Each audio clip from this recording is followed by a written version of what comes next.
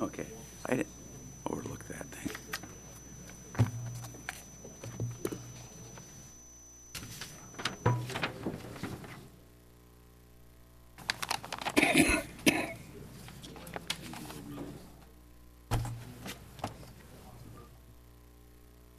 Conference room at City Hall. Usually done by 9. Last Wednesday or first, or I didn't even look at Second the Wednesday. calendar. Second one.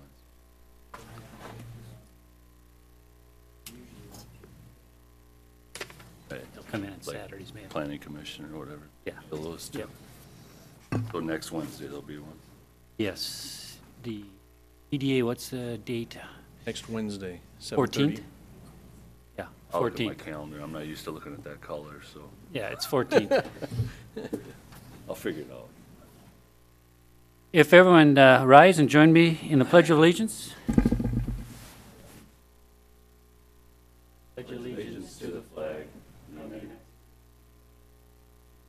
republic for which it stands.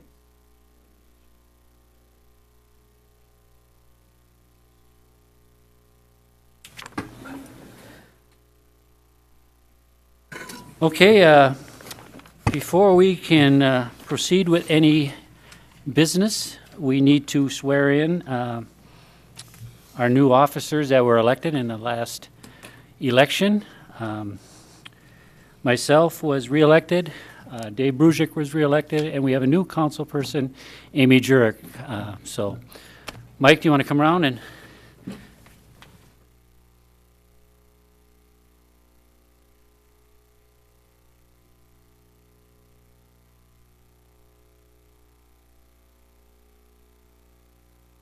We'll have you raise your right hand, and I'll try to do this so we can do it all at the same time and give you enough of a break so you can follow through. I, your name, Your name. Charles L. Nicolai. Dave Brusick. do solemnly swear Do solemnly swear that I will support the Constitution of the United States I will support the Constitution of the United States and the state of Minnesota, and the state of Minnesota, and faithfully discharge the duties and faithfully discharge the duties of the office of council member and mayor as mayor of the city of New Prague of the city of New Prague in the county of Scott and LeSueur, in the county of Scott and LeSueur, state of Minnesota, in the state of Minnesota, to the best of my judgment and ability. to the best of my judgment and ability. So help me God. So help me God. Congratulations. I'll sign officially here.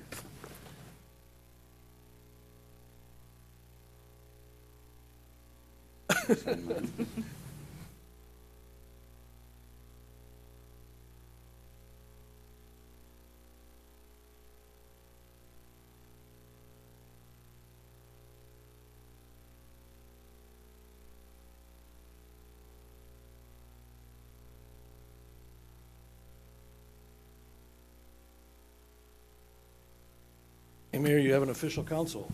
Thank you very much.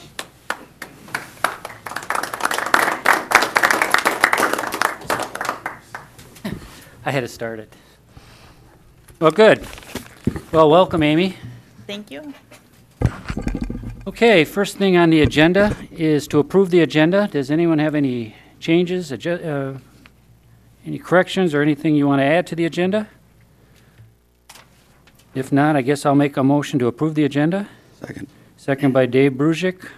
If there's no other comment, all in favor say aye. Aye. Aye. Passes 5-0. The oath of office has already been taken, so let's move right into our annual appointments that we're required to do.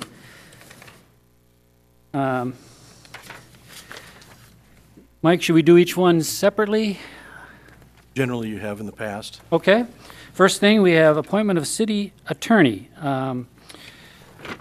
Scott Riggs could not be here tonight, but has put in his name again to serve as our city attorney. Scott has been doing it since, what did it say, 2008? 2003. 2003. Anyone have any objections to reappointing Scott Riggs as our city attorney? Okay, I guess I'll look for a motion to approve. So move. Second. I got a motion by Mark Bartuszczyk, second by Dave Brusick, to reappoint City Attorney Scott Riggs. All in favor, say aye. Aye. Aye. Any opposition? Okay. Next, we have City Council Vice President. I think, Mark, you've served it the last few years? I think so. Yeah. I nominate Mark Bartuszczyk. Second. Okay, I guess I got a motion by Dave Brusick to nominate Mark Bartuszczyk as Vice President of the Council, a second by Pat Scripture. Any other comments? If not, all in favor, say aye. Aye. Any opposition? Good, passes 5-0. Congratulations, Mark. Boards and commissions, you got an updated one today, I think. Is there any questions or issues or concerns with the recommendations that I have made? If Well, when do we do the Charter Commission? Because Sean's off now, right? There was 2-year terms and 4-year terms, and so I'll need to go back and take a look at that as to the timing of that. we'll make sure that gets corrected or add someone before the meeting. To read the appointments as followed: Utility Commission, Amy Jurek; Park Board, Amy Jurek; Planning Commission, Mark Bartuszczyk; Joint Powers, Pat Scripture; Gulf Board, Pat Scripture; EDA, Chuck Nicolai and Mark Bartuszczyk; Cedar Lake Sanitary District, Dave Brusick; Scott County Transit Review Board, Chuck Nicolai; Ambulance Advisory Committee, Chuck Nicolai; and New Prague Area Community Center Board, Dave Brusick. Any? There used to be 2 people on the ambulance? I thought I did it and you did it. Well, I've always been invited to come. Okay, that's but, fine. I yeah. didn't know if there Yeah. was a reason. No. Okay. Any questions, issues, or concerns? Okay, I guess I will make a motion to approve well, maybe I shouldn't make the motion since I'm, So move. Second. I got a motion by Mark Bartuszczyk to approve the appointments made by myself, second by Dave Brusick. If there's no further comments, all in favor say aye. Aye. Aye. Any opposition? Okay. Moving right along, we need to appoint the staff. As we have City Administrator Mike Johnson, Police Chief, Emergency Manager Director Jim Garis, Planning Director Ken Ondich, Public Works Director Glenn Stika, Utilities General Manager Bruce Reimers, and Finance Director Patty Sohide. Anyone have any questions? Matt? If not, I guess I'll make a motion to approve the staff appointments. Second. We got a second by Dave Brusick. All in favor, say aye. Aye. Aye. Any opposition? Okay.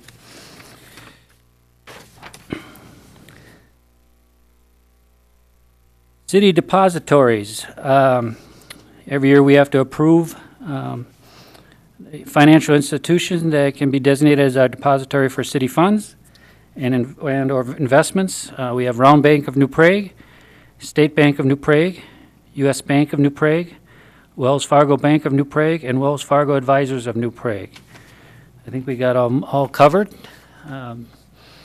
Any questions? If not, I guess I'll look for a motion to approve the depository institutions. So moved. Second. Motion by Pat Scripture, second by Mark Bartuszczyk. All in favor, say aye. Aye. Any opposition? Okay. Patrick, do you have anything to say about this part? Okay. We have to designate an official newspaper for the city. And as in the past, the official newspaper has been the New Prague Times. So is there any questions or concerns about reconfirming them as our official newspaper? Yeah, I think they need some competition. Maybe we should get somebody else in here. I But heard then the we have to give up Patrick, and that'd be, I heard the Montgomery Messenger was trying to sneak in, but if there's no other comments, I guess I'll make a motion to approve the New Prague Times as official newspaper. second. Second by Dave Brusick. All in favor, say aye. Aye. Aye. Any opposition? Okay, passes 5-0. Since 2009, we've had SEH and Chris Gavitt as our city engineer. Again, we also, well, we'll do city engineer separately. So if there's no questions or comments, I guess I'll make a motion to approve Chris Gavitt as our city engineer. Second. Second by Dave Brusick. All in favor, say aye. Aye. Opposition? Okay, passes 5-0. Terry Heaton from Springstead has been our city financial advisor. And again, she is, we're looking to add her onto our list again. Any questions or comments about Terry? Okay, I guess I'll make a motion to approve Terry Heaton and Springstead as our city financial advisor. Second. Second by Dave Brusick. All in favor, say aye. Aye. Any opposition? Okay. And the third piece on that letter is our city bond counsel, and that's John Utley with Kennedy and Graven, and he's been doing it for a number of years with the city. So if not, I guess I'll look for a motion for Mr. John Utley and Kennedy and Graven. So moved. Second. Motion by Dave Brusick, second by Mark Bartuszczyk. All in favor, say aye. Aye. Aye. Any opposition? Okay. Next on the list is the New Prague Fire Chief and Officers. I know that in December that they did have a vote, and the fire department voted and recommended Jeremy Tukalski as the new fire chief, and also new officers, First Assistant Chief Tom Sokup, Second Assistant Chief Tom Mussel, Captain 1 Steve Rinda, Captain 2 Phil Werner, Captain 3 Kurt Novotny, Lieutenant 1 Greg Pint, Lieutenant 2 Brad Novak, Training Officer Steve Rinda, President Terry Fahey, and Secretary Brad Novak. Jerry, I see you here. Would you like to make any comments in regarding the proceedings? You don't think I was just going to let you sit there and not do anything? I was hiding. Yes. All I guess I got to say is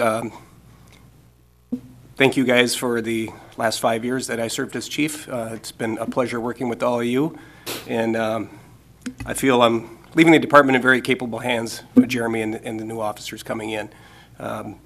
Hopefully Jeremy's got some fresh ideas and to keep the firefighters more involved with the community and volunteer type projects. Other than that, I turn it over to Jeremy. And again, it's been a pleasure working with all of you the last 5 years. Okay, well, first thing I'd like to say, Jerry, is thank you very much for your service. You are an asset to our community, and you ran the department very well, and a lot of positive things have come through that department during your tenure, so you should be very proud of your service, and I'd like to congratulate you. Thank you.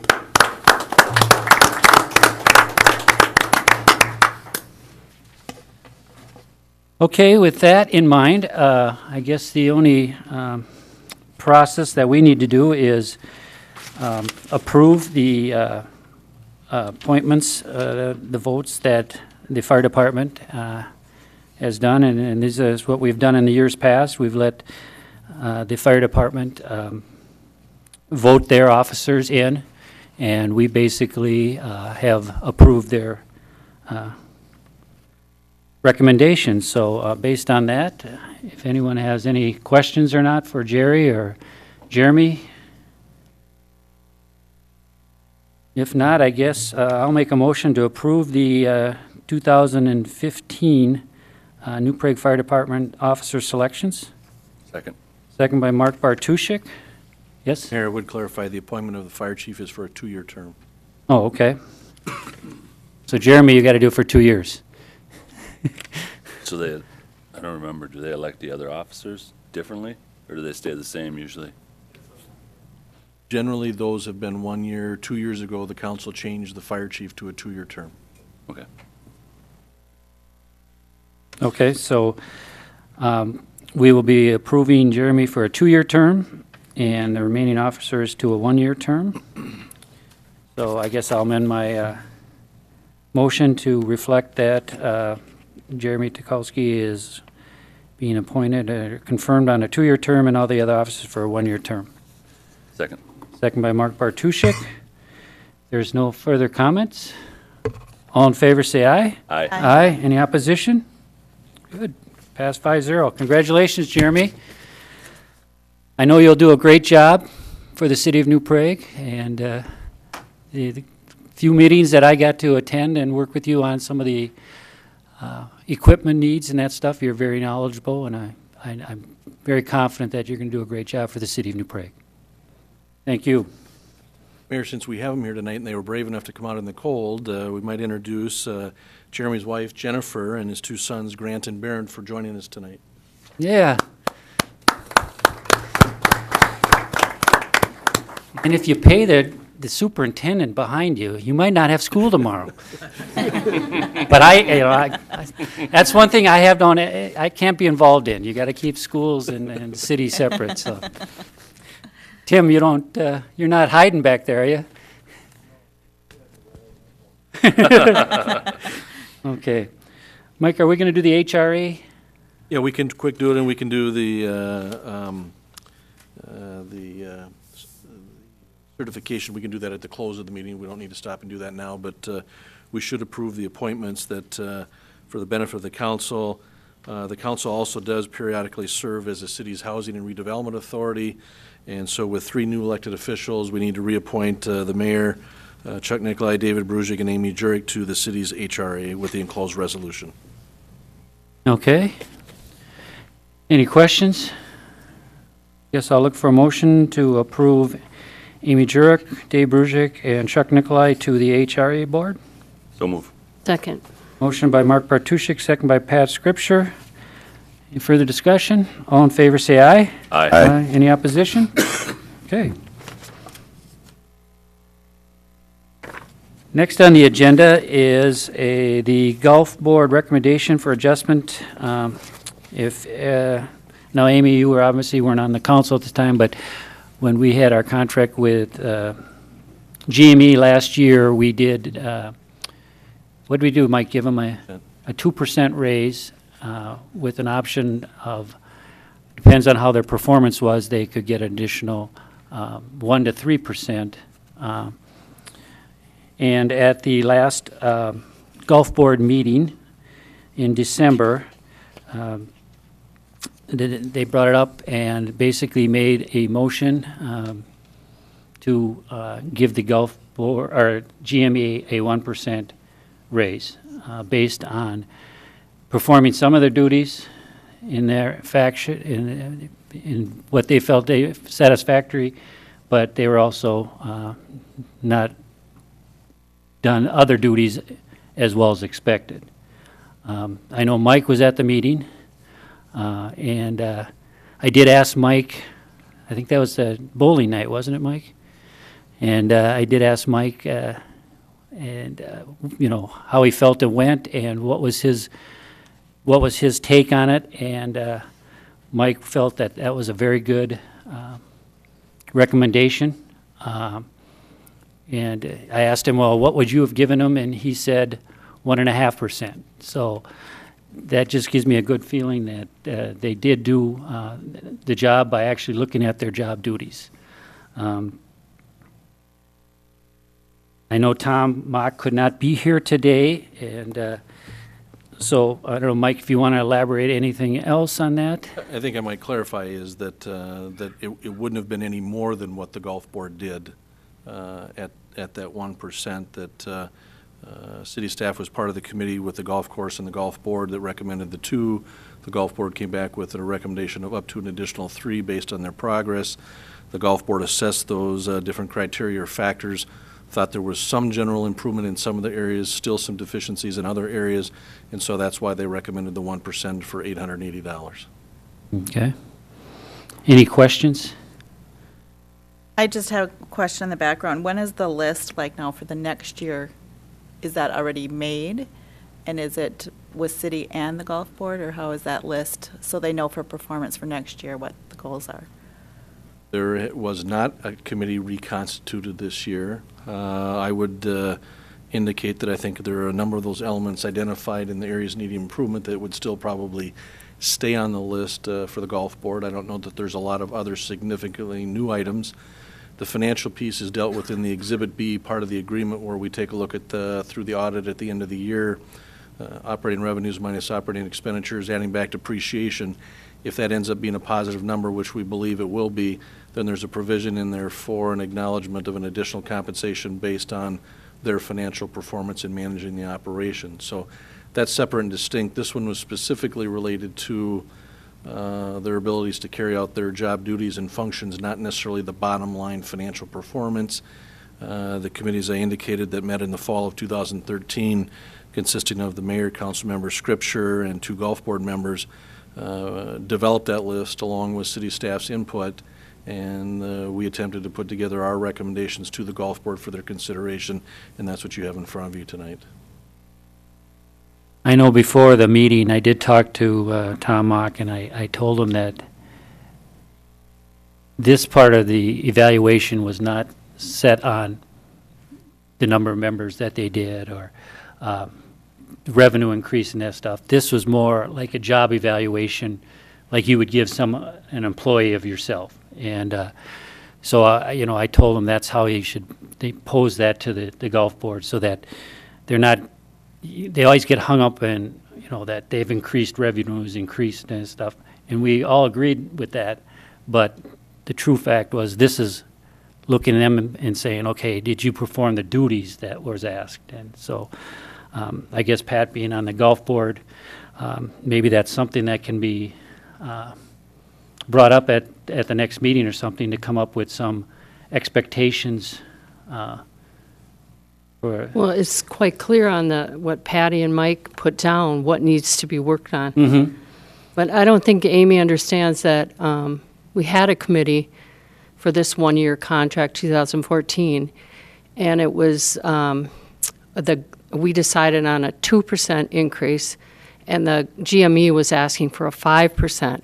So then it went back to the golf board, and then they decided that if they kind of changed some of the things they were doing, that maybe they could get this 3%, up to 3%.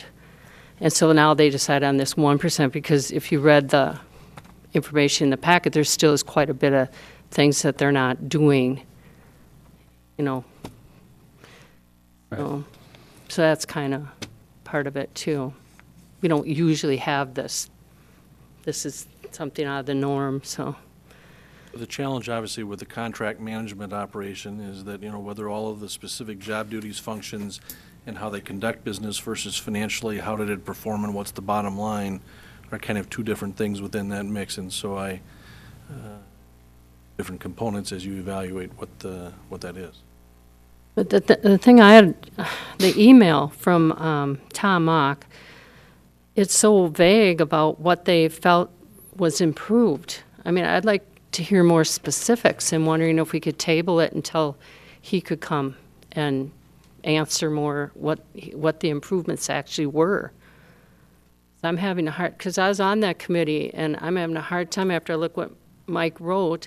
What did they actually improve? Well, you were on the committee too, Chuck. So I'm struggling with that, what they actually improved, because he just said they felt there was some improvement that had been made in these areas, but more improvement in these areas was still needed. And that's all he really wrote about it. Mm-hmm.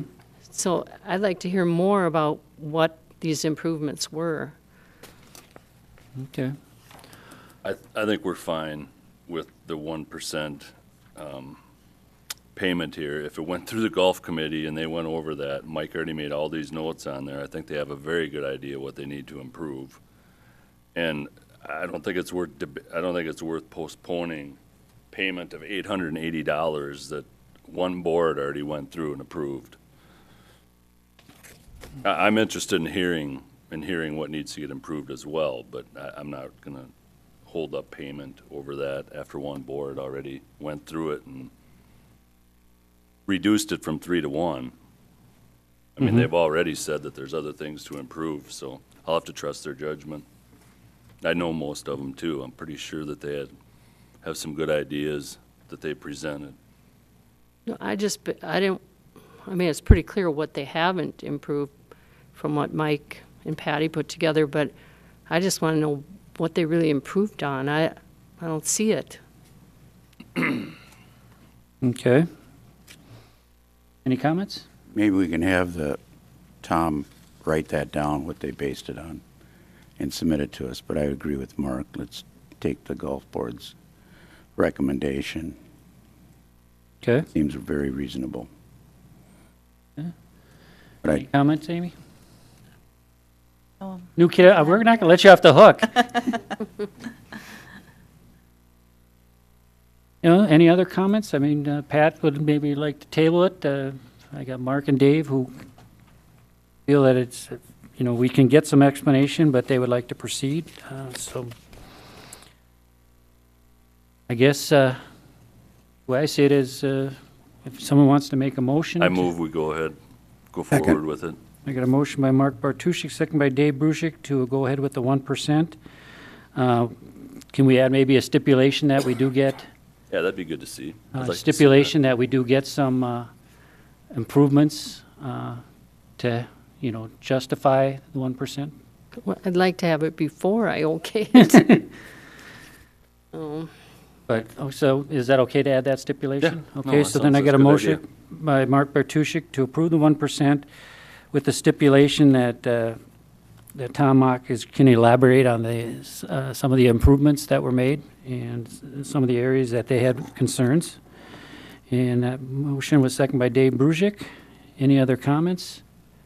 So can the motion be that if we get a list, then they get it? No? No, the motion is we're gonna pay them, and Well, they're yeah, gonna but provide a list. yeah, but they're gonna provide the list. I mean, so the list will, with the stipulation, and the way I interpret it is before, Mike, I would think before the payment is made, if we can just get the list, so that, we can see. Okay. Okay? Is that fair? Okay. If there's no other comment, all in favor say aye. Aye. Any opposition? Okay, passes 5-0. So just let Tommy know, I'm sure he can get that together. Next on the agenda, I'd like to turn the floor over to our superintendent, Tim Ditburner, and Sandy Lynn, the financial advisor for the school district. Welcome, and a couple things. Thank you very much for letting us use this facility for our meetings. I've had a lot of positive feedback that people are watching it, and so we really appreciate that. Well, that's great. It's great to hear that we're able to share things, and I'll be talking about that in a second here. But it's a pleasure to be here, Honorable Mayor Nicolai and the council members here. My purpose this evening, obviously, like it says on your agenda, is a request concerning conceptual agreement on an indoor swimming pool. And I'll talk a little bit about the timeline, but my main purpose here is just to go over the background of our facility study process so you all know where we're at. I'm going to talk about 3 themes that came from this whole process, from the task force that was formed, and also at the end, answer any questions you have or be able to listen to any feedback or input that you may have at that time. So doing those things. Now this goes back a year and a half before I became superintendent of schools here at New Prague. A consultant came in before they interviewed for the superintendent position and surveyed staff, community members, parents, school board members, and there's 3 things that came up, recurring themes that were the highest needs as our school district. One was to increase what our means, our infrastructure on security. Another thing was to implement and improve our technology. And the third thing was facilities. Now, you can also say security and technology tie into the facilities, but they were separate things. And we've addressed in that first year the security and technology, and I feel very good about where we're at, but there's still some things to improve in those areas as we go here. But as far as facilities, at the end of last year, it's best practice in school districts to do to really take a look at what you're doing with facilities and get a handle on your demographics about every 5-6 years. Going back to 2008 was the last time a facility study was done. And what came out of that was the field space that we have here. We bought the Helen Borkowski property and made that into more field space for our physical education offerings and athletic offerings. So we have more soccer and softball fields there. The other thing that came out of it was obviously our Trojan Stadium, and something that we're very proud about. But it was time to really take a look at that. So back last spring, we had a demographic study done that was completed actually in June. We also took the facility study that was done in 2008, and we had another facility analysis done, just updated, and that was done over the summer. And we also formed a task force, a 34-member task force from many members of this community, along with Lonsdale, Elko, Newmarket, everywhere in between. And we got that going, and we said from the very beginning, and I said this at a school board meeting, and we've talked about this as a district, it wasn't about what I wanted as superintendent or what the school board wanted. It had to be really community-driven. It was about what the community wanted in New Prague as far as identifying what their highest facility needs are. So we really wanted to be community-driven. The first meeting we had, we talked about people being open-minded and respectful of the process. And bottom line, our goal was to really identify what the highest priority when it came to facility needs. And I can say this, the 34 members on that task force did a great job, and we had 7 meetings, and of those 7 meetings, I think the most we ever had missing was 6. So I think 27 or 28 was the lowest number attended, and that's outstanding in that. But as we went, the first meeting, talked about those goals, we had opinions, and everyone had a chance to talk about what they felt where the needs were, be able to ask questions, get information that they wanted. And then after that, in subsequent meetings, I think the second meeting was really, start talking about identifying the needs and also setting criteria. And one of the criteria was, for example, I'm not going to talk about all of them, was that they felt that we should have, our grade configurations should be a 6-8 middle school, for example, or is that if we lost any field space, we'd have to replace that field space because it's very important, obviously. And another one was the swimming pool being connected to the middle school. And for curriculum purposes, if that was identified early, a pool was, but if it was going to be, it was going to be attached to the middle school.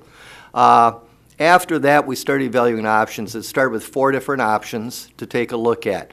And just going back on what the 5 highest needs were, one was getting all students in 6 through 8 in the middle school. Because as you know right now, we've got 300 students, crossing the street at least once during the day, and classes going back and forth. So that was the highest need that always came through. Another one was to expand our preschool programming.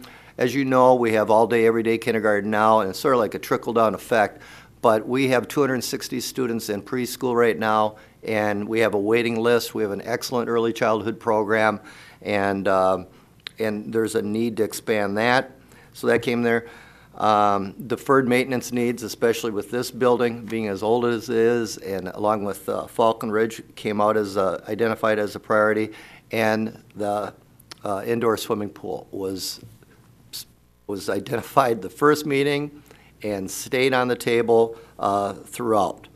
So the options we looked at with those highest needs was building a new middle school at some site, really never decided on. Another option was to renovate this building here and have the middle school here, and then take our programming that was in here down to where the middle school is. The other thing was to just add on to the middle school where it's at right now. I'm forgetting the fourth one right now. Middle school. Oh, that's right. We looked at middle school at the Eagle View site too. So there was 4 options. And as we went through this, the option that came across the strongest and through much discussion and finally reaching consensus was to leave the middle school and add on where it is right now without having to, as you have heard, having to close Central Avenue at all, and then changing our criteria, instead of having the pool connected to the middle school, that the pool would be connected here just north of the gym here at the CEC. So we had to change the criteria to do that, but we did reach consensus on it, and it was a very good process. Which brings us to what I want to tell you tonight, which really, I think applies to what we need to do here. There's three themes that came across through this whole process over and over again. Number one, through the task force and also through your city survey, and I'll just tell you anecdotal feedback to me was people are expecting the school district and city to work together, that we need to collaborate, whether collaboration, like Chuck, you already mentioned, about using space here, any future needs with fields, and especially with an indoor pool. But I think that's come across loud and clear that people, the citizens, the residents in this district, in this city here, expect collaboration between the school and district, and I think we need to embrace that. Second thing, financial feasibility. We know if there's an indoor pool, we can't do it alone. It does not make sense, and I don't think we can do it. And I think we've done a lot of research in other communities, and we've met with Mike and Ken on that. Many communities split the costs of operating costs. And I think we have to have a new mindset from the past, and that is working together and making things financially feasible.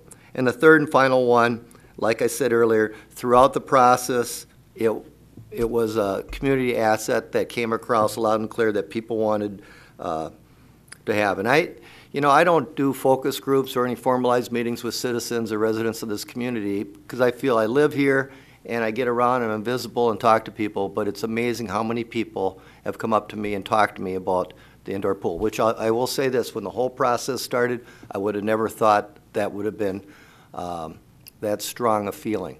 And I think it's from all ages, from, young families, and especially, I would say I've had more comments and feedback from senior citizens feeling that it's very important for an indoor pool. And I think there's a lot of benefits to it. And I know one of the things that we'd like to do throughout this process and the construction process, if we move ahead and if it does go to referendum and it passes in referendum, is that this pool and this area here at the CEC really becomes a community type of center, and that will become intergenerational. So it's from pre-K, this would be a pre-K building, all the way through seniors too. And I think besides other benefits there, to bring more visitors to town, just a convenience factor here, and obviously for your, as you decide what you're going to do with outdoor pool and all that things, but having an indoor pool here for 12 months will obviously remove a financial burden too. So collaboration, financial feasibility, and just that it has been a district and community priority throughout this process here. I can just tell you this, my own personal story here. I've been here 12 years, and one of the things, besides the school district, why I came here, a big part of it was the community. As we were looking at places to leave the metro area, to come out state, I think we take for granted what we have here. When we visited here, and we had visited here before I even applied here, but I knew it, with what you see here with the, by the outdoor swimming pool, you have the ballpark, you have the golf course, park ballroom, softball fields, everything over there. And there's other areas in this town too, but it is nice. The amenities are great here. It's great for families. I think it's great for people of all ages. And I know our superintendent that I had back, the district I came from, came and visited me, I think about my third year here, and he couldn't believe how clean this town was. And I just think we need to stay progressive. Again, I'll say this, it's not about, as we went through this, Sandy and I and Jerry Willarius and Kitten Shainbauer, we just sat in the back of the room, and we were resources. We let the community members, guide us through the direction they wanted to go. And I think it's loud and clear what they want, and the indoor pool is a big part of it. And I think if we're going to be able to move forward and be successful at this, we're going to need unanimous support from not only our school board, but from our city council here to work together on this. I think Jim Connolly said it best the other night when he spoke at, longtime resident of New Prague. It's been almost 40 years where we had a chance to have the opportunity to have a swimming pool here at the middle school, or what was then was the high school, and the time is right to do it. It's been 40 years, so the time is right. So I just wanted to share that with you and be able to answer any questions that you might have, or like I said, receive any feedback that you might have. We are meeting as a school board on Monday. It's a work session, and then we will, at our last meeting in January, be January, 26th, we'll take formal action to move forward with a possible referendum. Okay.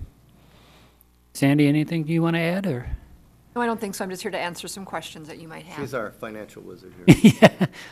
Go ahead, Mike. It may be helpful, Tim, if you could elaborate or enunciate or spell out for the council just what it is you're looking for from the school board and the council here for your action on the 26th later this month. Yes, I think I would ask to be able for you to adopt a type of resolution. I know we can't be real specific, but we could obviously work together to adopt a resolution to move forward to work with the school district on this plan. Okay. Any questions for Tim or Sandy? I have no questions. Pat, do you have any questions right now, or? No. I do. Go ahead. We're on page 6. It talks about the money part of it. I think, is this an estimate from here, or at the Jordan Middle School? Is that similar cost that it would be here, or have you done any analysis on that yet? But Jordan doesn't have a swimming pool. They share costs on a community center, so that's a little bit different. I will say this, the cost of operating an indoor pool from the estimates we've gotten from ICS is they're the consulting firm we've been using. Mm-hmm. It's approximately, would be about $100,000 for operating costs. Mm-hmm. With everything included, we figure it would be a little bit more, but if it's split 50-50, what we talked about when I spoke with Mike earlier today, it would be similar to what your costs are right now. Instead of having a pool for 10 weeks, you're going to have it for 12 months, 365 No, I know. days a year. So, but that's what we're looking at, anywhere from, we're worst case scenario, $75,000 a year each. But I think it'd probably be less than that, but it's hard for us to gauge. But people that we've talked to would say that, about 100,000. Yeah, the kind of swimming pool we are talking about right now, although it could change based on some city needs, they estimate to cost about $100,000 plus, staff and building maintenance, but that's just the operation of the pool is about $100,000 a year. We also, of course, will receive revenue from the pool. Currently, the district has received about $75,000. That's an average of the last 3 years in revenue for swimming lessons, Outdoor pool pool. passes, concession stands, and that's for, just those 10 or 12 weeks. And we do think that revenue will go up. If we offer more swimming lessons, we'll get more revenue to pay for part of that. Pool passes, parties, swim club. There's lots of things that it's really unknown right now how much revenue that might be. But I do feel that some of the increased costs will be covered by revenue. And again, we'd have to have a joint committee to decide how much, do we charge for the use of the pool? Even though the school district would own it, we'd construct it, it would be on our books, so to speak. We'd still, we're basically acting as the city park and rec department, and we'd have to work together to decide all those things. Just like we would with the outdoor pool in the future, too. I mean, whatever direction we go with the outdoor pool, we'd still manage and sharing the cost for that, so it'd be the same thing. Now, Tim, you mentioned, having it, the location where it is, and my understanding, you'd probably have the entranceway where the old, coming into the gym from that side, so obviously a way to monitor people coming in and out. And the gym's there. Now, you mentioned a community, almost like a community center type of facility. Would that then relate that there would be open gym space? Is there plans for other amenities Well, in that area? Yeah, or? that's a great question. Well, you know, it's hard to get into real specifics on this, especially, you know, you could even talk when you get into the pool thing too, about zero depth entrance or what is included in the pool. I would think, you know, envision, I mean, obviously we have the gym space, the locker rooms need to be redone and everything like that, along with, we've also talked about having like a community center room too, but we'd locate everything on that end of the building, so the best thing you can have is an entrance during the day that is separate from the rest of the building, from the preschool or whatever other programming that we may have here. Because the preschool programming will be in this building, and that will take at least one level of this building for that, and it may be part of another. So, but we don't know all the details on that. But yeah, it would definitely, we'd have that, and you have to also, you know, as far as the swimming pool or whatever you want to call it, aquatic center, it, you know, we'll be using it for 1 or 2 classes. I can't tell you how many classes a day, probably 1 or 2 or 3 classes, and then we'll have it in the fall for a swimming team. But all the other uses, whether you want to call it park and rec or community education or renting out to swim clubs or whatever, it's basically going to be a community-based approach there. Okay. And a priority usage in regards to that. What's your opinion about keeping the outdoor pool? Well, living in this community, and not that my family uses it, I think it's a great amenity to have. And that's just a personal thing. I guess as I look at it that way, I guess I'm biased in that way. I filled out the survey. I think it's a nice thing to have. I think having a 12-month indoor pool, it's a long time coming. I said if I did a good job facilitating, I really didn't facilitate. We had the architect facilitate this thing, but people would not know, or the task force members would not know whether I was for a pool or against a pool or where I was with anything in regards to that whole process. But, you know, be honest with you, you know, with an outdoor pool or some type of outdoor thing, I think it's a nice thing to have if, you know, you can financially feasibly do it right now. But obviously the cost of keeping it going is pretty difficult right now too. Or replacing it is. For 10 weeks, as you say. Yeah. And, yeah. And is there room to add more things like that zero depth entry? Or You know, whatever it is? we're going to have to, I don't know how, right now we haven't gotten real specific in that. I'd have to talk to the architect on that and how much room we have over there.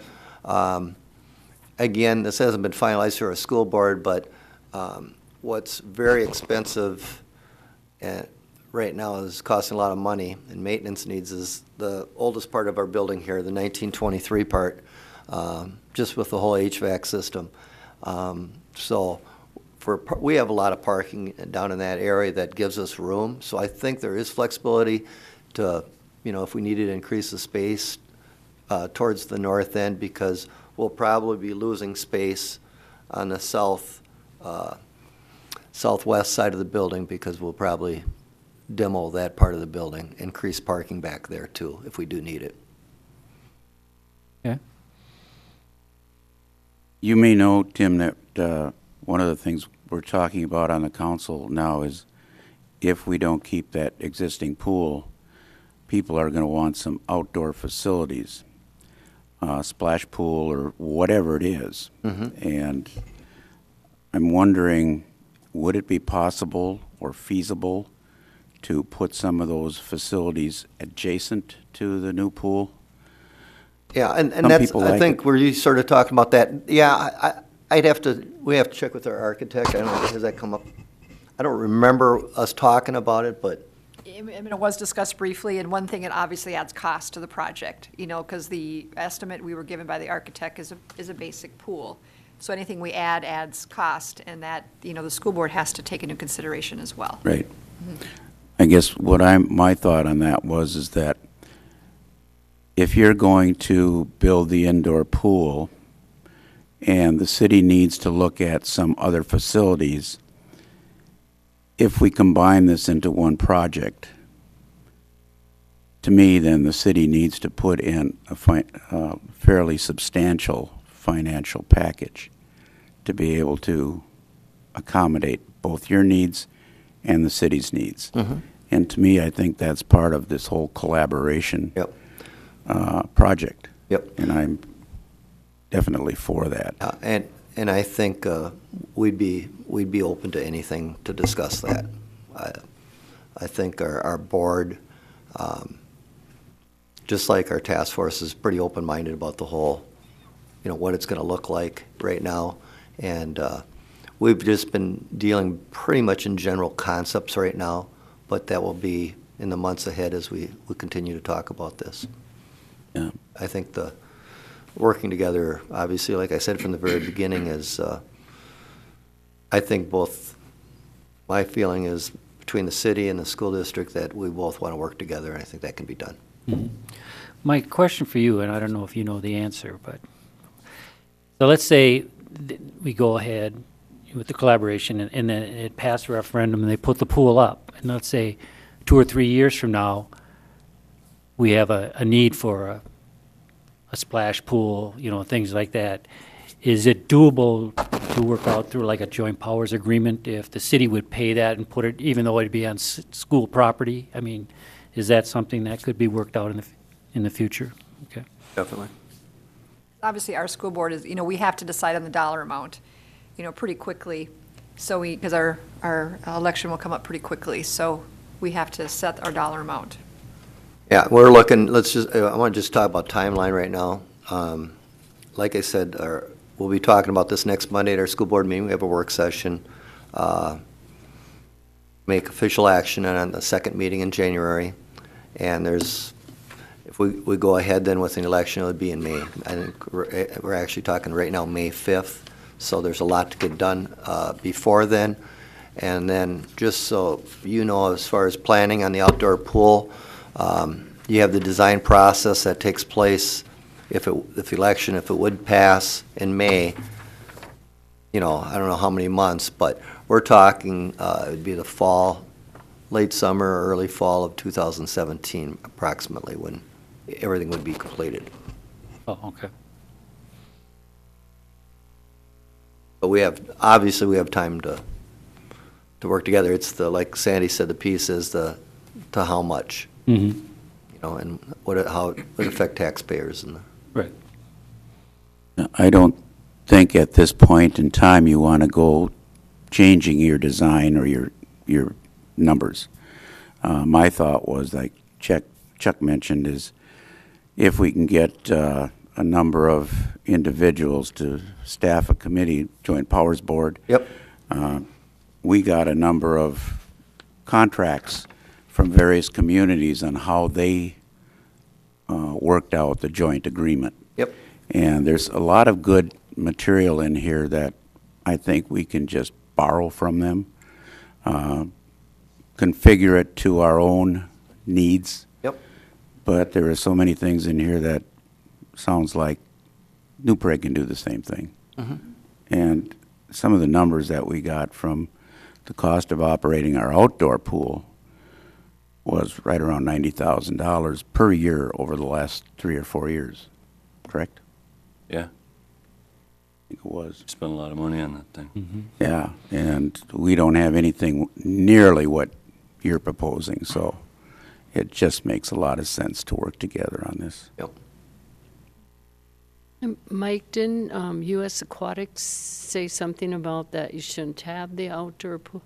Something to that, or was that Ken that said that? Yeah, U.S. Aquatics mentioned specifically that you have some, as Dave mentioned, you have the infrastructure in place for an indoor pool. It's easy to design something to fit together for indoor and or outdoor, or something additional indoor at one facility. You have one physical plant to manage versus maintaining a 30-year-old facility or even constructing new. It's a lot to manage. So Exactly. specifically, ideally, you would not have 2 separate facilities. And then if, you'd be giving up a field there, we do have that property. that way. Well, they wouldn't be doing the field, right? You'd be- I think you could do it, Pat, without the field. So, There's enough disrupting it. space. Oh, there is, okay. But like I said, that's something I'd have to check with the architect. So Mike, obviously you and Ken met with Tim and Sandy and got a lot of questions answered in your mind. Yeah, we met to try to take a look at, I supplemented the materials Ken provided, and we met with Sandy and Tim today, just trying to take a look at some of the unknowns and how can we craft a resolution that gives the school district and the school board the level of commitment and support, with a number of things undefined, including actual costs or terms of an agreement. And so that's what we met on today, just talking through mechanically is how can we begin to craft something? And we obviously have 2 weeks to try to get that ready to have back in front of you on January 20th if we're going to provide it to them by their 26th meeting. And so how can we generally craft enough of an outline that gives the school district the comfort that the city is willing to come to the table to participate with a number of factors yet undefined? So I don't have that magic bullet tonight, but that's what we'll have to be trying to work on over the next couple of weeks here is how can we craft that? And that's part of wanting them to come in and be able to elaborate and have the joint interaction here to make sure as we do this that, the art in crafting that resolution with not having an unlimited access to undefined budgetary contributions, how can we best do that and give them the comfort? And so, you're hearing some of the same parameters as we try to check and find out on how things work in other areas and what's working well, what's not working well, what are the challenges. And so we've got some work ahead of us to try to craft that, but I think we can develop a general outline that you can consider on the 20th that they can take it on the 26th. So I guess, Looking for a motion. to kind of get an answer going for them for their workshop on, do you feel that we should maybe do a motion to, Well, I think what you're looking at, I don't know that there's any action necessarily needed tonight, Okay. that we don't have anything really in front of you, but I think you heard from them the parameters of kind of the upper end of what they're thinking that this could be. Again, not knowing from a policy decision-making perspective in your mind as to whether you would continue the outdoor pool, whether you wouldn't, but to, as best we can, what are we willing to do on a cost share, what elements might be included in there, and what kind of upper range dollar amount might that be, knowing that, as Tim said, this wouldn't be open and operational till probably after the fall of 2017.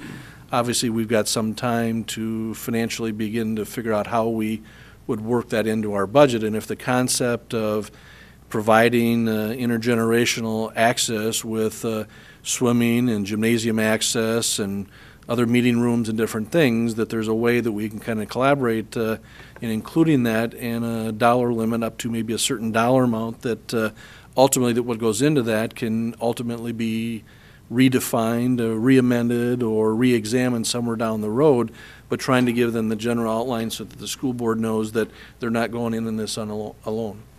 I guess that was my intent. I mean, if If you've got something you want to give us, we'd be happy to well, take no, it. I'm just, do we want to, just verbally, or I just thought if we made an action to say, hey, we definitely want to be involved in a cost-sharing event that can be redefined, at a later date, so that You Tim can do the resolution later, but tonight, you could just nod your head and say so I can tell the board that, I think that's what we're getting to. It's all right to We're all in. Yeah. thumbs We're up. good. Yeah, I think if that's what you're looking for, I think you got, unless anyone else has anything else to say, probably 100% support, Okay. and you can pass that on For to sure. the board. Okay. So And that then, we'll definitely have something in a resolution form before their 26th meeting. right, and after next Monday's meeting, if there's anything for you to relay it through Mike, or if you need me back here, if we need to talk a little bit more specifics, or down the road, for example, about, the amount of space that we have down there, checking with the architect and those things, we'll be talking probably quite a bit. It'll probably cost me some more scones at Patty's Place, so. Good. Any other questions for Sandy or Tim? Well, I appreciate your guys' time. I'm excited for the project that you guys are working on, and best of luck, and let your board know that you have our support. All right, thanks so much. It's a pleasure being here. Thank you. Thank you. It's a win-win, no matter how you look at it, I think, both of us. Okay, next on the agenda. Ken, are you taking this?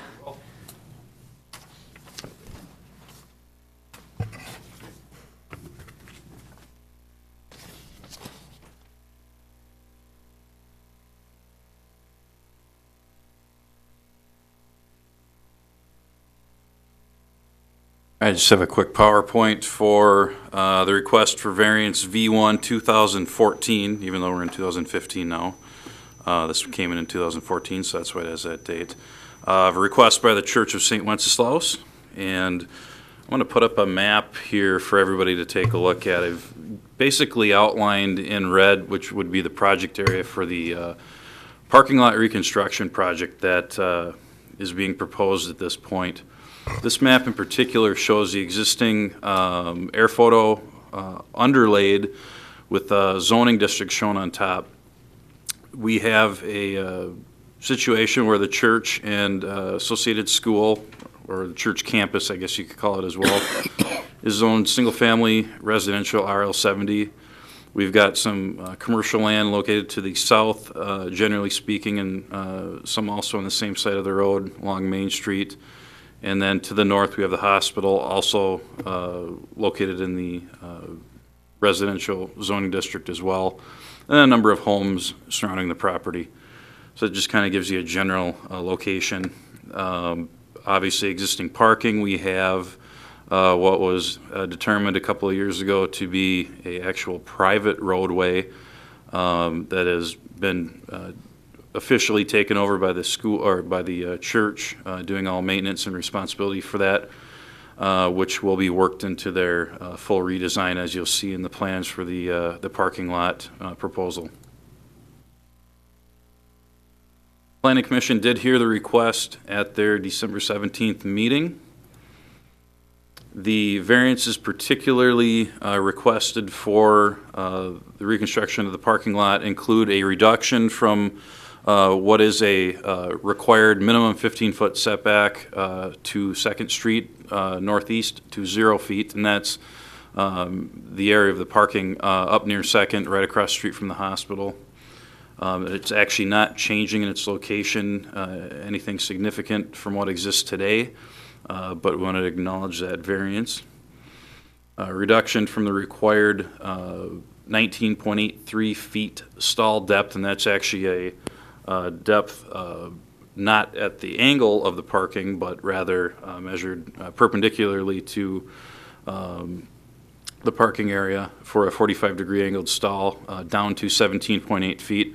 It actually still maintains a 20-foot depth of a parking stall, which is identical to what we require for a typical 90-degree parking stall. And then finally, allowing vehicles to park or to back directly into the alley on the west side of the lot. And the ordinance actually does not explicitly say that. You cannot back into an alley. However, historically, interpretation by myself and past city staff has always determined that ordinance provision to apply to city alleys and streets equally the same.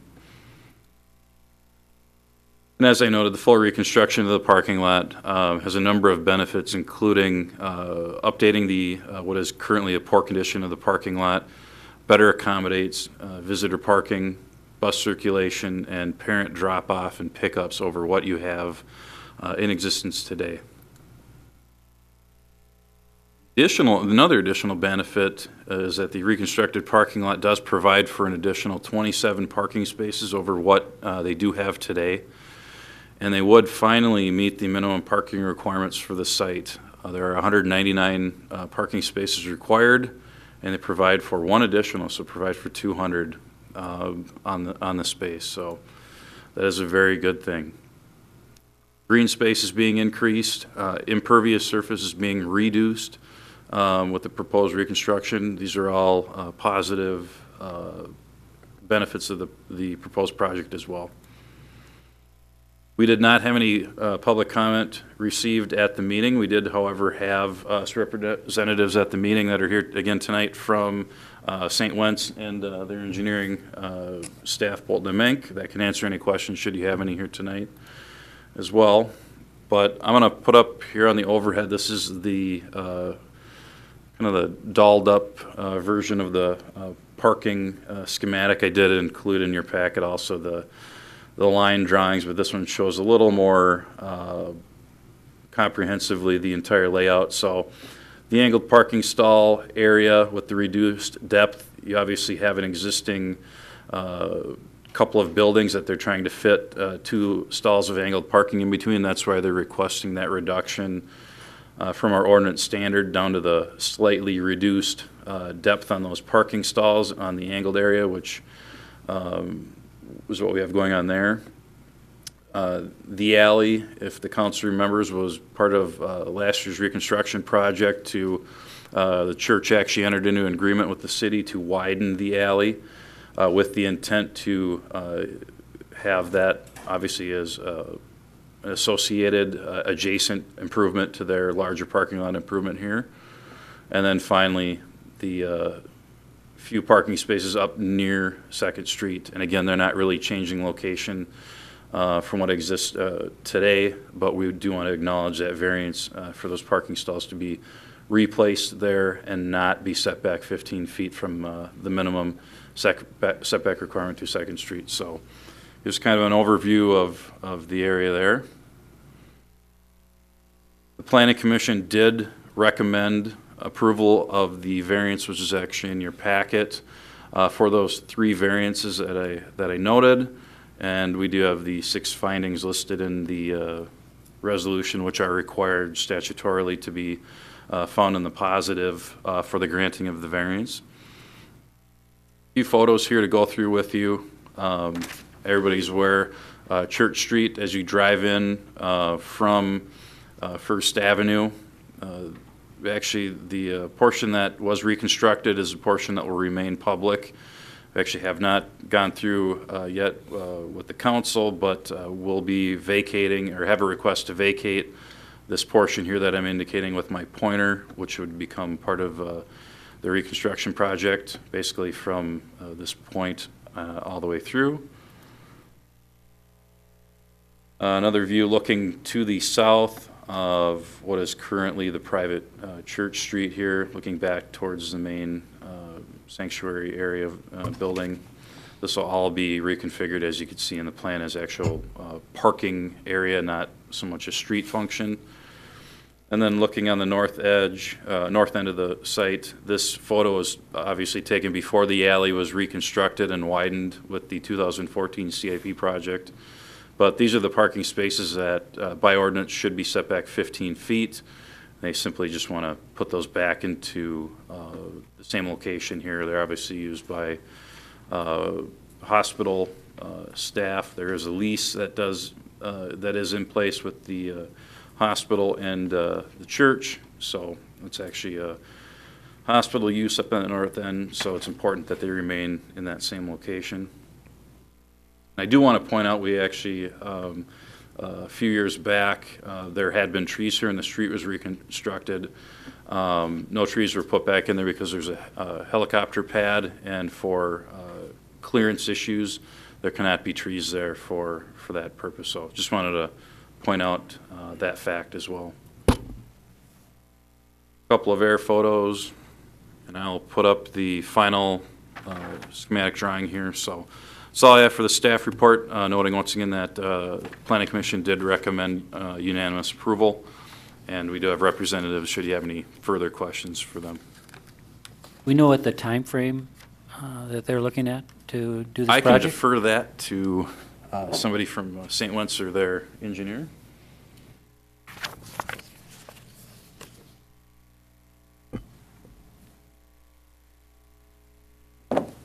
Mr. Mayor and Council, my name is Chris Cromie. I'm a member at St. Wenceslas Church and helping facilitate this project. The anticipated schedule for construction would be in the May through July timeframe, someplace in there of this year. It's been the plan thus far to get it done by midsummer.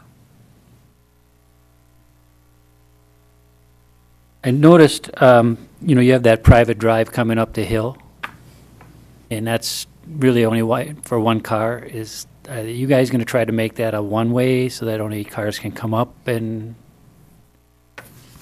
Correct. We did, in our evaluation of the site, we did consider widening that, but the impacts would be too great to the front lawn of the church. It is too narrow for two-way traffic, so we're recommending that it becomes one-way traffic in up the hill off of Main Street. Okay. Any other questions?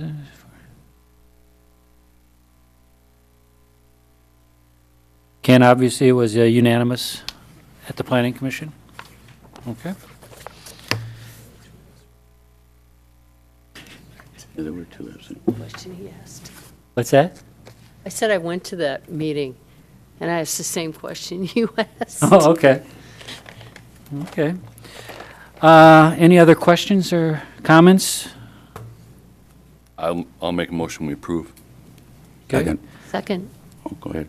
Okay, I got a motion by Mark Bartuszczyk to approve the variances as recommended, and second by Pat Scripture. Any further comments? If not, all in favor say aye. Aye. Aye. Any opposition? Okay, passes 5-0. Good job, thank you.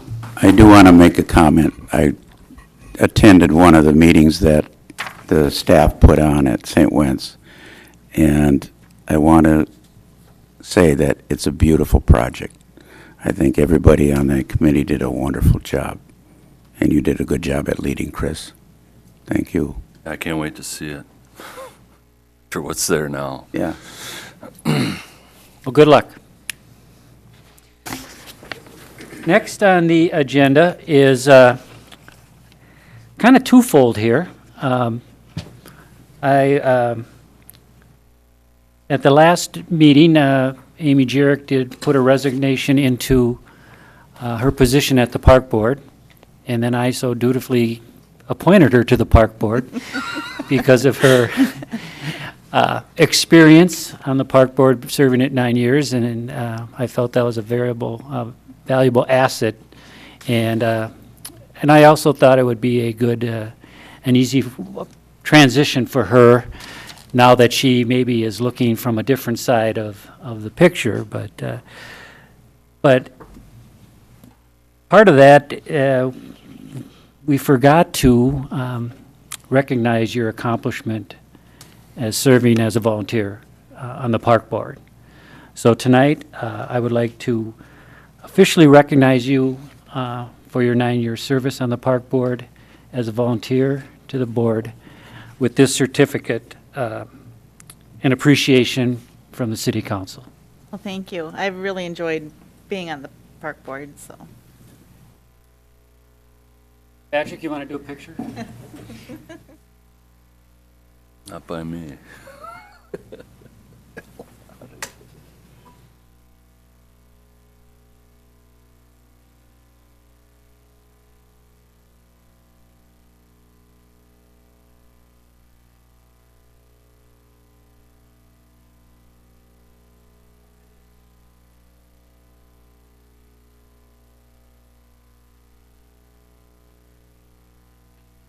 Next thing on the agenda, I asked Mike to put this on the agenda, and I'm sure Jim Garris probably is tired of me emailing him or talking to him about this, but obviously we had a very warm December. Didn't have any snow, but we did have some complaints regarding our parking issue with the 2 to 5 p.m., or 2 a.m., excuse me, 2 to 5 a.m. And so I kind of asked Mike to put it on the agenda because I guess I want to kind of clearly understand the intent of the ordinance.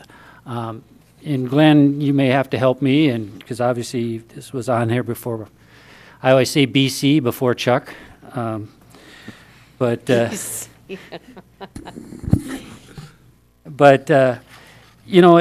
my understanding is a restricted parking due to snow. And yet, it's being enforced when there's no snow. And so I guess I'm just trying to get some clarification, because I've had about 2 or 3 calls, and I did forward them on to Jim, and Jim handled them very professionally, and, everyone understood the ordinance. They just couldn't grasp, if it's truly a snow ordinance and there's no snow, why would they be getting tickets? So, I think the intent, and I think it came into being about 2007, 2008. My predecessor looked at that and talked with Glenn.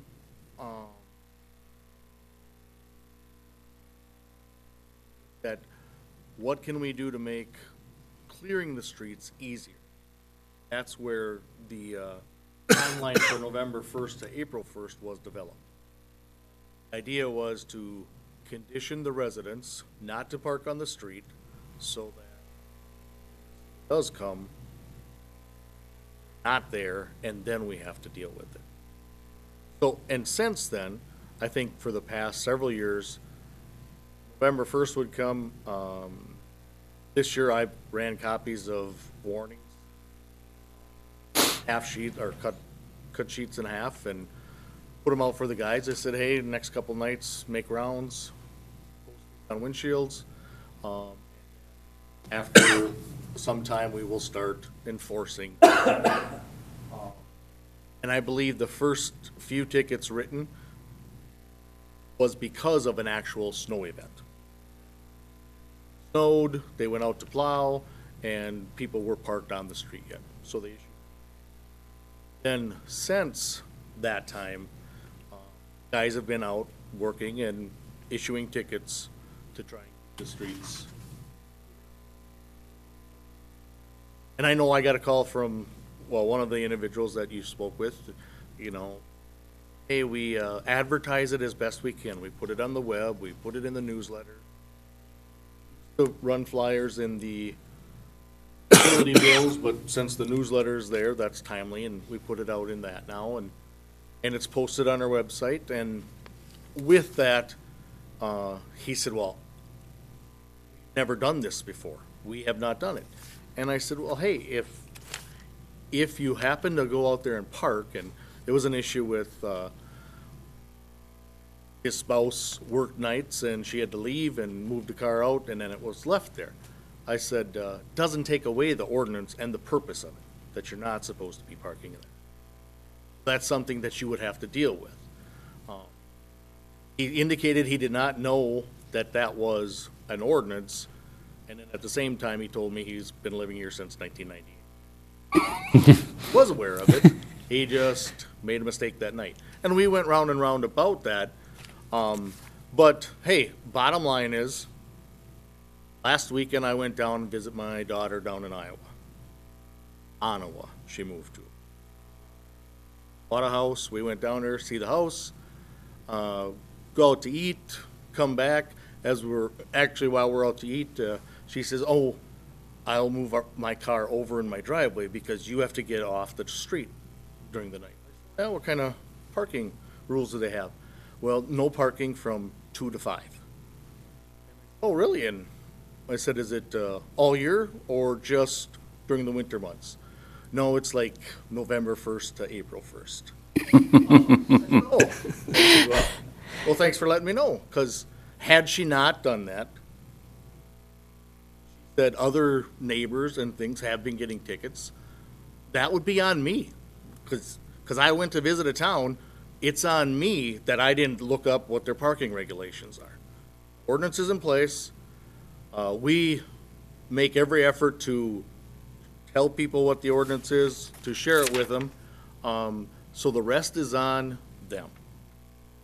But I think initially when this was passed, I agree with you, Mayor, it does talk about snow in there, when ultimately, of 72.02, Clause B is the one that actually addresses the snow.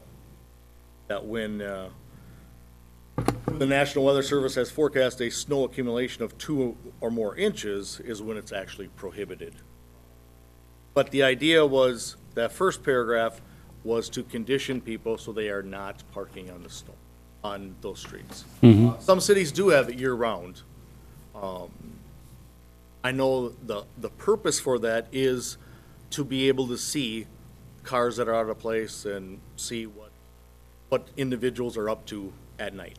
After 2 PM, if somebody's not tucked in, good chance they're up to no good. The other night, we had a rash of a couple vehicles gone through. Part of the argument when we talked about this ordinance was simply that also, that if somebody's gonna come into New Prague from someplace else and go car prowling, they're gonna park on the street and go out car prowl. Well, when an officer runs by that car and realizes, hey, that should not be there,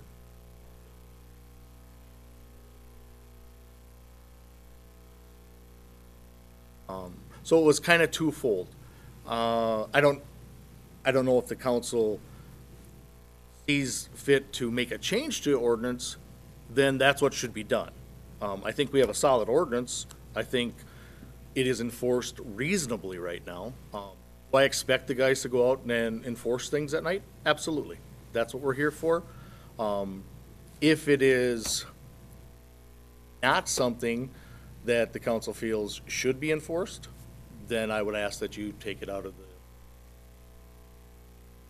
How much does it cost for a ticket? The last 2 I checked were $42. It's a parking ticket. Mayor, we had discussion with Glenn. Glenn, you might weigh in the challenge with the snow removal that caused the impetus for this as well. Yeah, this year's kind of unique in my opinion, and I agree. You know, it's kind of hard for people. You know, it was pretty nice in December, so why can't I park on the road? But I also agree with Jim more in the sense that if you relax it for a while, then it's going to be a kind of a training process again. Years past, before we had this ordinance, we would spend a good 2 to 4 hours going around and cleaning up the streets of cars that were parked on the street. I pushed hard for this with Mark to get this in place because I was sick of being accused of doing a bad job plowing the streets. Basically what it boiled down to, and it was more on a weekend, but if we were out Friday night till 3 o'clock, all I did was get calls all Saturday and Sunday going, when are you guys coming to clean up the street? It looks terrible in front of my house. Well, because there was 6 cars parked there. You can't plow. Well, you can, but you're not supposed to take the cars out. So I'm the one that actually was pushing pretty hard for it. Like I said, in past history, when we had the old ordinance, that was a common thing for us to get done plowing. And if you got done early enough where you could go home and get some sleep, you came back and you cleaned up the snowbirds.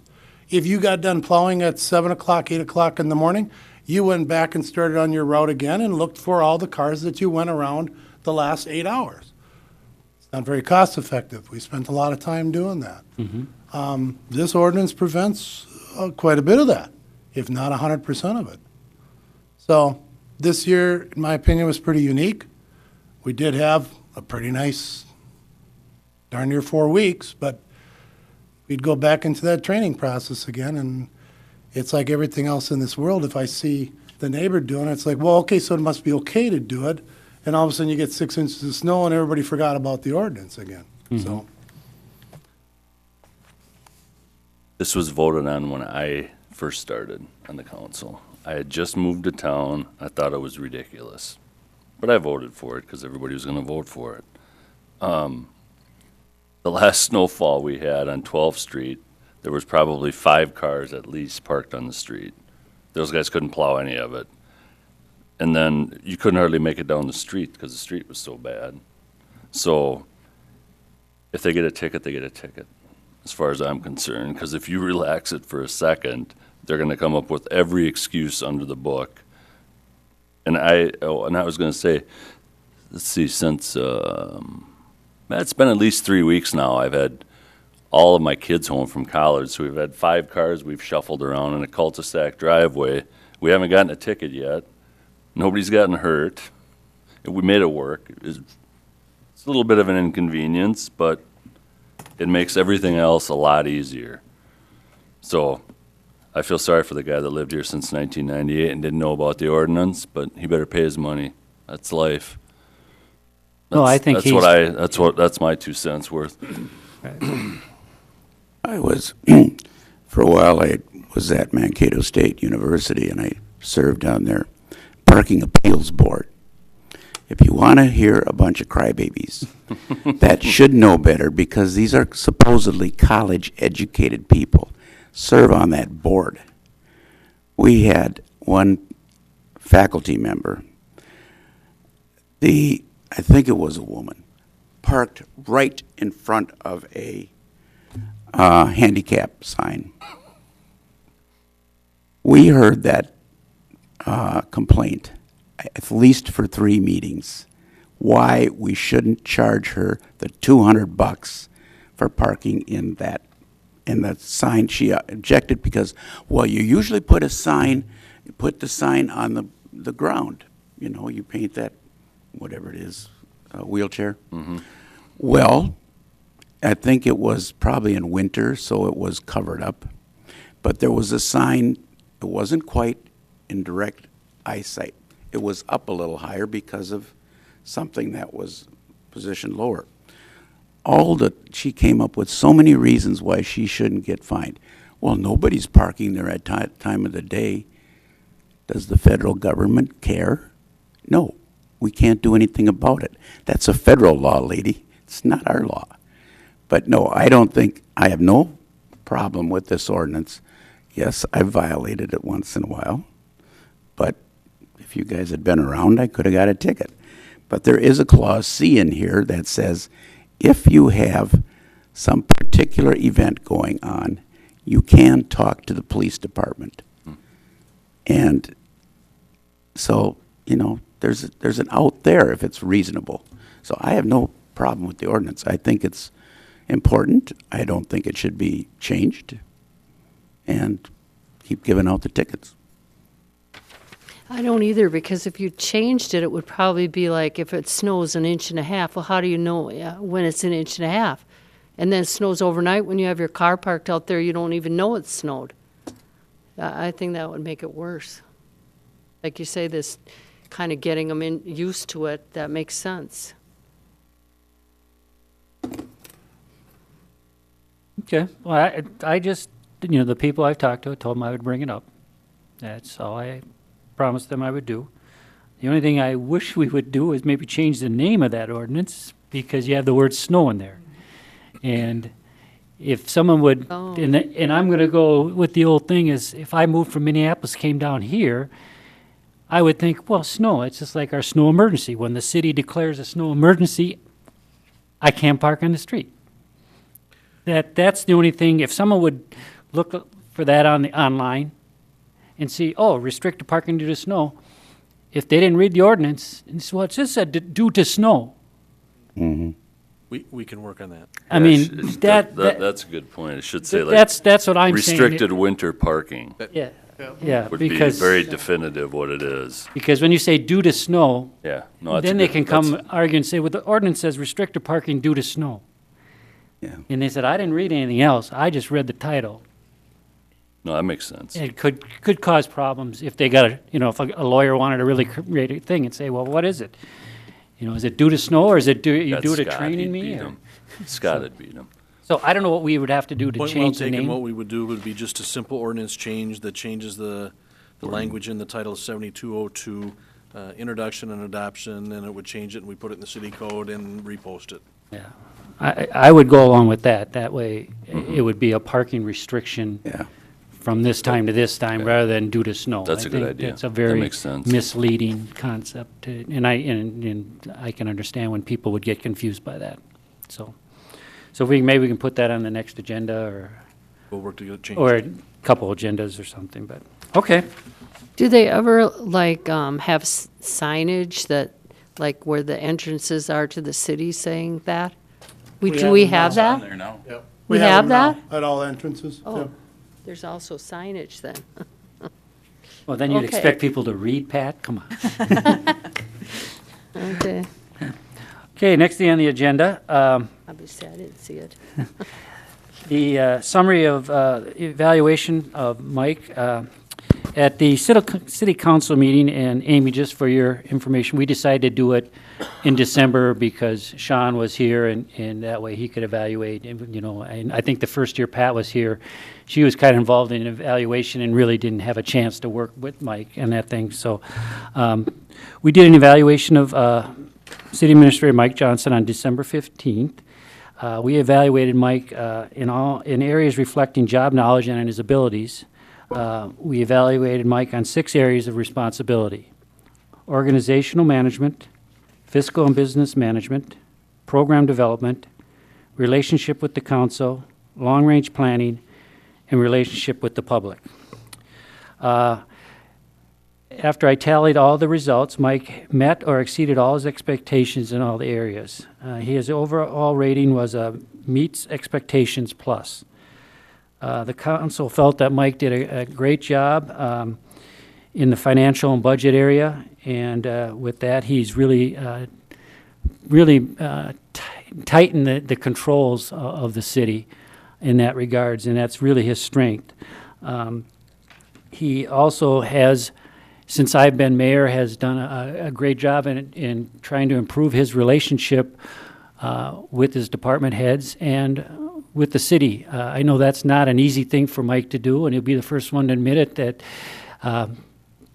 sometimes he might come across a little rough, but I think he has done, since I've known Mike, has done a great job at improving that. And I can see him just continuing to grow in that position in that regards. Based on the evaluations, the council approved Mike a step increase from step 8 to step 9 of the 2015 compensation plan. And Mike, on behalf of the city council, I want to thank you for your hard work, and we appreciate you. Now, I noticed there was another thing also on the email, or the notes, was in regard to some issues that Mike had on the city charter in regards to who he needs to designate when he's absent, and also in regards to if he misses a council meeting. You know, right now the charter is written that, you know, he's not allowed to do that, but obviously that's something I would think that needs to be evaluated, because that would be saying like anyone on the council should not miss a meeting either. You know, we have to be held to the same standards as we expect other people to, so I think that's something that I would recommend the Charter Commission to reevaluate when they meet again this year to see on things to be updated. But in regards to designating properly qualified person to perform the thing, I think, I know, Pat, you always have an issue with that. It's hard to do, obviously, depending on who's available to handle the duties. You know, it's not as easy as saying it when Mike's out of town, Ken's next, this and this and this, you know. So I don't know, you know, you brought it up, Pat, so I'm just kind of looking for some, you know, what your input or what your direction or what do you think needs to be done so that we can kind of put this to bed. Okay, well, the first one, that 601, you know, with council approval, that is coming out on the revised charter. Okay. That is. And Mike's the one that brought it up, and he knew what it meant then. I just think that when the city attorney says too literal, I mean, how else do you read that? It really is like that. And I think you know that because you wanted it changed, and you explained that at the Charter Commission meeting, and that's why we changed it. So until we get the new one, I think he needs to get it approved from all of us, you know. I mean, because that's the way it is, and, you know, I mean, the city attorney didn't say anything about that's too literal then either. Mm-hmm. So, and then the, so that one's going to be changed. I mean, as soon as it gets all through all the red tape. What is that, you know, March? it's coming out. I think it's in February. February? Yeah. Can I make a comment on that, Pat? Yeah. If you look at that last sentence in 601, it says the administrator may. It doesn't say must, it doesn't say shall.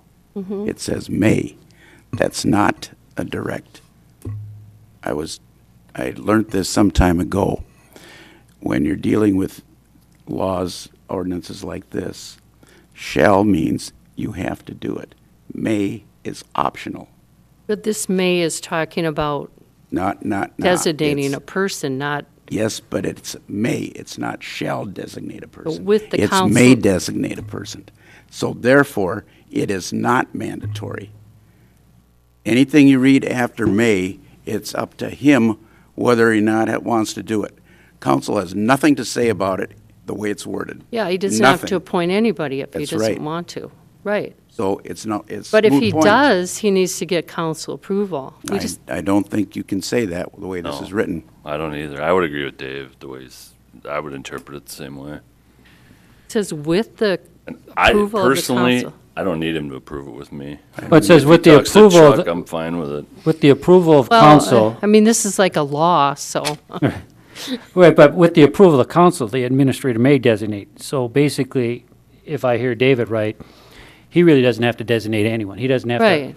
to, basically, he can tell someone, but he doesn't have to officially designate anyone. I've tried to err on the other side of it, that, if I'm gone for a weekend, if I'm gone for a week, it depends on whether I'm in state, out of state, or out of the country, is that in the 32 years I've been a city manager, I've never been held to a situation where somebody wants to approve, even though the language is written as it is, what needs to occur during my absence. I've tried to make sure that I act in a professional capacity and that I'm looking out for the city, and that the qualified staff we have underneath me, in consultation with leaving with the mayor or what have you, is I've tried to err on the side is that I don't need this city or people trying to get a hold of me in an emergency situation where decisions have to be made because I didn't designate somebody to be in charge of something and something were to occur.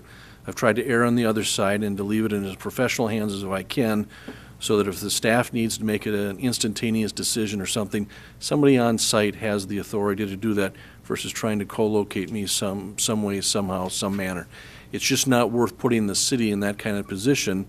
And so if I've erred, I've tried to err where somebody is kind of quasi-designated to act in my capacity, and I've tried to then let the mayor, as the chief elected official, know, here's what I'm doing, and I think I even in the emails I send to most of you, try to let you know who's kind of in charge during my absence. It's very difficult to say it's black and white, it's 1, 2, 3, 4, 5, because at any given time, I may have staff that are out on vacation, they may be out sick, they may be at a conference, they may be on vacation. So I try to take a look at who's going to be around and who's available and who can handle the situation for the most part. And so that's why I don't have something that I can lay in front of you and say, this is absolutely what I'm going to do each and every time that I'm gone. And in some cases, I may err more conservatively that I'd rather have somebody in charge or available that can handle it. Because as an example, I can leave for 2 hours from here, and I have no cell phone coverage in one of the cities that I may go to a couple times a year. It's not worth putting the city in a position that somebody here can't make a decision. And so it's Right. never been an issue. I've never had an incident or a situation occur because I've been derelict in not doing that and having something occur the other way. And in fact, I would expect that you would probably chastise me more if I didn't do that and put somebody in charge and the situation occurred and nobody was in a position of acting. well, the only thing I'm questioning is you decided to do it, even though you don't have to, but it does say in here with council approval, and you knew that during the charter commission when you tried to get it But I out of took here, you the- said you don't really need, I took the same approach, may Approval. designate. That doesn't mean Yeah. I have to, but No. I've tried to make sure that I But went once you- overboard the other way. once you do, then you need to get council approval, but it's going out, so it's no big deal, right? I mean, I'm assuming you're, maybe not until March, you won't have anything anyway, or maybe you do. I will be gone in the first part of February. Well, So, So he's looking for approval on that, so he can't, he's going to miss a council meeting. no, it's not a council, that, we're But not he's- talking about that right now. Well, but but that's coming next. that's coming Yes. next. Coming next. Okay, then I'll talk about 602. Right. It never was, I never said that you're never going to miss anything or whatever. The thing that I had a problem was with, that you asked the mayor if it was okay, but not all of us, and we're all one body no one person can make any decision, even the mayor. It's all together. I mean, the League of Cities makes that really clear. And that's the only thing. I know that this wording has to be changed because you can't be expected to be at every meeting.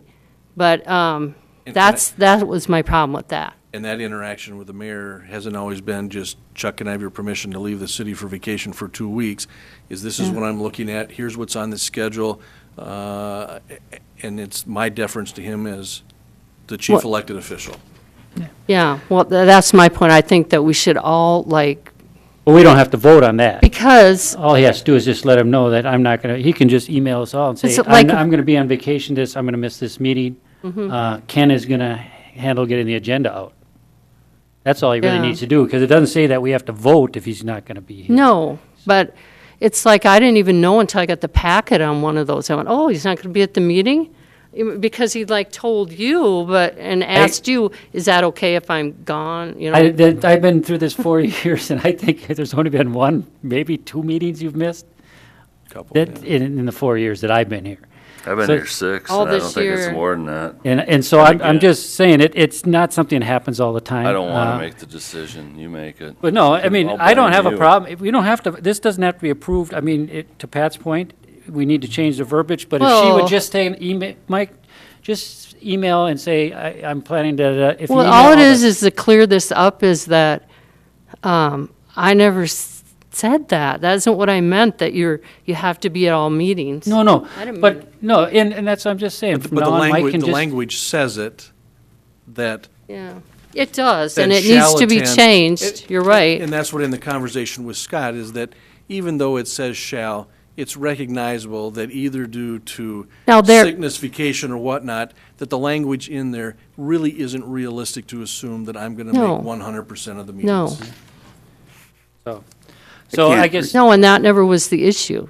I said what it was. so I think, you know, Mike, in the future, if you're gonna miss a council meeting, just, you know, Cancel it. you can, I'm fine with that. Cancel it. just. That's what, if you're going to be gone, you cancel the meeting. We're good.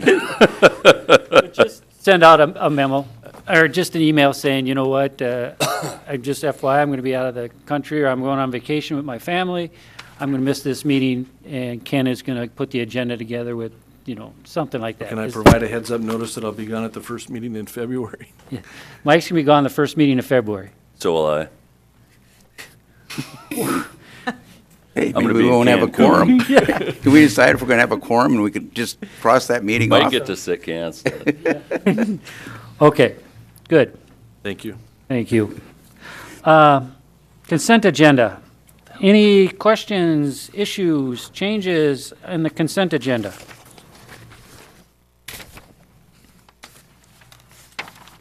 Oh, Mary Jo, is Dick having a party or what? He came to dinner. If not, I guess I'll look for a motion to approve the consent agenda. So move. Second. Motion by Mark Bartuszczyk, second by Dave Brusick. All in favor, say aye. Aye. Any opposition? Okay. Now the fun part. Number 11, miscellaneous. Jim, you get to start off this time. You got anything else? I have nothing. Except the Facebook page deal? Social media. That's right, social media. Bruce? Okay, Glenn? January 14th is our first baseball committee meeting, just to let you know, at 6 o'clock. INS tells us they're going to have a concept plan and some cost estimates prepared for that meeting, so should be a pretty interesting meeting. Where are they again? City Hall, the old council chambers. Upstairs. Yep, 6 o'clock. Okay. And that's all I got. Thank you. Sounds good. Ken? I don't have anything. Oh, you're kidding me, Ken. No, not tonight. Patrick? Nothing? Mary Jo? Are you going to the Cana dinner? Okay. See, I finally got something out of Mary Jo. Mike? Pat? Yeah, I just had one thing when I called Bruce and talked to him about it, but the utilities bill that came out with the orange notice, I don't know if you all read it, but they're changing the reading dates and making them longer, and that will affect the sewer bills. You know, there'll be like 3 days, maybe 2 or 3 days, right, Bruce? And I know it isn't much, but anything extra on that utility bill is like insult to injury, you know what I mean? And I wanted to bring that up. I don't know. I'm just not real comfortable with that. I just wish we'd kind of stick to if they could maybe go out and read them twice or something, just for this one time, or. Just, go ahead. I'll allude to that a little bit. Just taking a look at that, we have very little discretion in regards to the days that we're able to move in regards to meter reading dates. If how the months fall in regards to holidays, weekends, and what have you, we have very little discretion to move those meter reading dates one way or the other. Looking at the calendar dates, there was 92 calendar days in that sewer billing period, okay? The way it's going to look up, way it looks to be, we're going to end up with about 93 days in this next billing period, okay? I run some numbers on averages. It could, and everybody's all over the board in regards to what their usages are. It could affect somebody's sewer bill by as much as about 69 cents, okay, per month. We can move dates very little in regards to how they fall in the calendar and how they fall in regards to what we can do billing wise. Myself and the commission, we set those dates for metering a year in advance. Yeah, we're going to structure a little bit different this coming year, how we're trying to get billing periods to match up closer to usage periods. So that date is a little closer. More of that's going to fall after the sewer average period, okay?